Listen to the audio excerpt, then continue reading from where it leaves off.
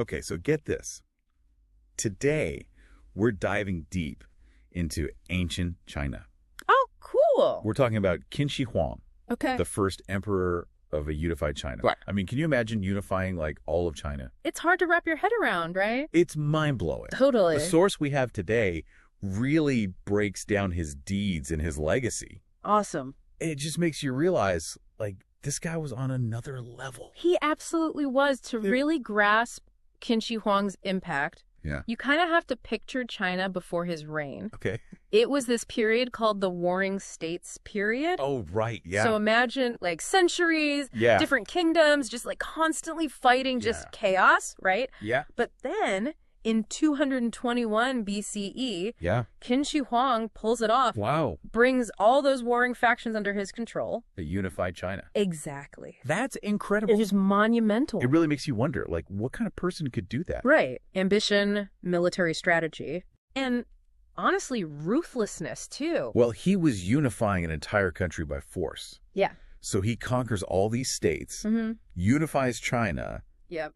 Then what? Right. The source mentioned his thing with standardization, Oh, yeah. like currency, Mhm. weights, measures, Mm-hmm. even the writing system. That's one of the most interesting things about him. Really? He's standardizing all of that. Yeah. It wasn't just about like control. Right. It was about trade and communication Oh, I see. across this huge, newly unified empire. That makes sense. It's like he created the first common language for commerce in China. Fascinating. And we totally take that for granted today. Right. Just imagine if, like, every time you travel to a new city, Yeah. new measurement That- system, new currency. That would be a nightmare. Yeah, total chaos. Okay. Yeah. He's sounding more and more important. He really was. But the source also kind of talks about a darker side of his rule, Oh, right. like his reliance on legalism. Okay, so Yeah. What's that all about? you can think of legalism like a philosophy. Okay.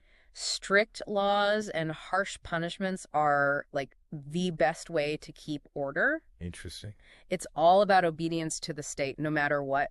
Wow. Under Qin Shi Huang, Yeah. even minor things you did wrong could have big consequences. I see. It kept control, but Yeah.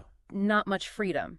And there's the burning of books and burying of scholars. Right, yeah. That's like chilling. It is. Destroying books, executing scholars just for disagreeing.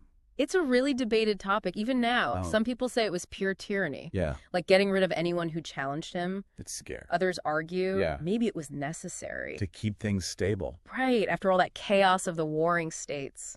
Yeah, that's true. It's complicated. No easy answers. Exactly. It makes you think about how far someone will go to get what they want. It really does. He was willing to do all this for a unified China. It seems that way. But alongside the control and everything, Yeah. there's also these amazing projects he did, Oh, yeah. like the Great Wall, Incredible. built to keep those nomadic tribes out. Thousands of years later, it's still there. It's amazing. It is. And those road and canal networks. Connecting the whole empire. Yeah. Impressive stuff. Absolutely incredible. And speaking of big projects, Oh, yeah? we can't forget the Terracotta Army. Oh, my gosh, yes. Imagine Yeah. being the archaeologist who finds that What a discovery. a whole hidden city. Crazy. Clay soldiers, horses, chariots, I've seen pictures. It's amazing. even musicians, Whoa. all meant to go with the emperor into the afterlife. It's like a snapshot of what they thought the afterlife was like. Exactly. The skill, the detail. It really shows you the talent of those ancient Chinese artisans. Totally. And it tells us about Qin Shi Huang, too. Yeah. A man obsessed with power. In life and in death. Right. It's almost ironic, isn't it? How so? This guy who controlled everything was also terrified of dying. It does seem that way. His source said he was obsessed with, like, living forever, He's... drinking mercury potions and stuff. He wanted to be immortal. Wow. He funded expeditions That's it. to find magical elixirs. Wow. And he consulted alchemists. Those ancient alchemists were like the original mad scientists. I know, right? Mixing all these crazy potions. But sadly, the mercury probably did more harm than good. Oh, no. Probably even contributed to his death. That's sad. It shows that even the most powerful people are still human. Absolutely. We all face the same end. So Qin Shi Huang, what a guy. Right. Complex. Yeah. Contradictory. Unified China, created all these systems, left this incredible legacy. Mm.